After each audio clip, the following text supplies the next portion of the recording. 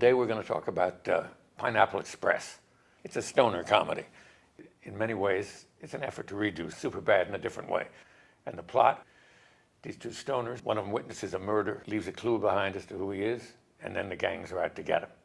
And so the first part of the movie, which I thought was absolutely wonderful, is like maybe 40 minutes of Rosa stoner talk, and a wonderful, it's virtually like a play between Seth Rogen and James Franco. James Franco. And every other word is the F word, I'd say, but it's totally inoffensive because it's just used as an interjection. It has no value of any kind. I didn't even hear it. Well, I said, you literally attribute, it's like in the army, you don't hear it. And of course, the opening scene of the picture is, I think, wonderful. I liked it. I had a very, very good time. Yeah, I liked it. This is going to sound ridiculous, but I'm going to say it anyway. It is ridiculous, I'll tell you.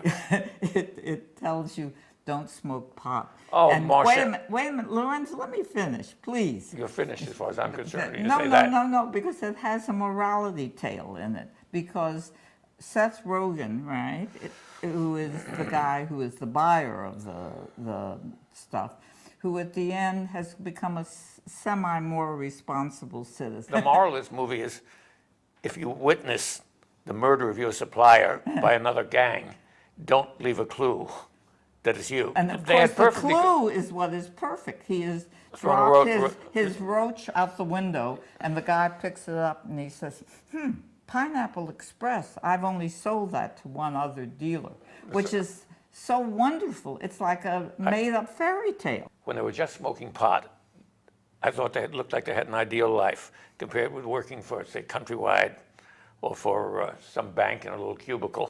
Franco said he'd been smoking, I believe, for 20 years, every day. And, you know, he had a very messy apartment, seemed to have been the only downside to that. A messy apartment being that was the only downside to his pot smoking that I could see. But he did it because he wanted to put his grandmother in his booba, as he kept calling her, in a very nice retirement home. Sure, it was a fairy tale, as you said. Yeah, he is in love with an 18-year-old high school senior who is absolutely gorgeous, and all she wants him to do is come home and have dinner with her family. That is her dream. And her family, the squarest people in the world, and that you would see this guy who is now in his mid-20s, smokes dope all the time, wanting to meet your family, as if your family is going to welcome him. It's a wonderful setup. It is wonderful. I mean, you look forward all through the movie, does it? Yeah, Borat kind of thing of the conventional person who doesn't recognize that coming in the door is a guy who shortly you will see having been through a lot of bad moments. It reminded me, you know what, of Milos Forman in that movie he did, Taking Off, where the whole movie is Buck Henry trying to find out what's happened to his daughter who's run off with a rock and roll musician. And he does show up finally for dinner. And of course, he's okay because he is making $250,000 every time one of his music things comes out. Well, I mean, the De Niro movies are all the same thing. Meet the Fockers and then... Yes. The middleman, Danny McBride, who is the most adorable. He wants to be a friend. That's all anybody in this movie wants to be, is have good friends, people not to betray them. Isn't that really the major message of the movie? Well, it's certainly all you want to do is have a good friend. It's said about 11 times. Yes. I mean, people say, I want to be your friend and you're my friend. And no, you're not my friend. That's the big second act breakup. Yes. When Seth Rogen says to Frankie, you're not my friend. You've never been my friend. Yes. And that is emotional. Yes. I mean, that is the emotional line of the film. It's very clever.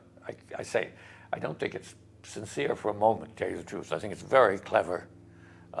It's a theme that they picked on in Superbad to do this outrageous thing and actually underlying it have a thing about male friendship. Yes, that's the end of the film. Which makes it very sweet. I had a problem with the last part of the movie, which I thought went too far over the top. I always think that, you know, comedy should be grounded in a tiny bit of realism. The more realistic it's based, the funnier.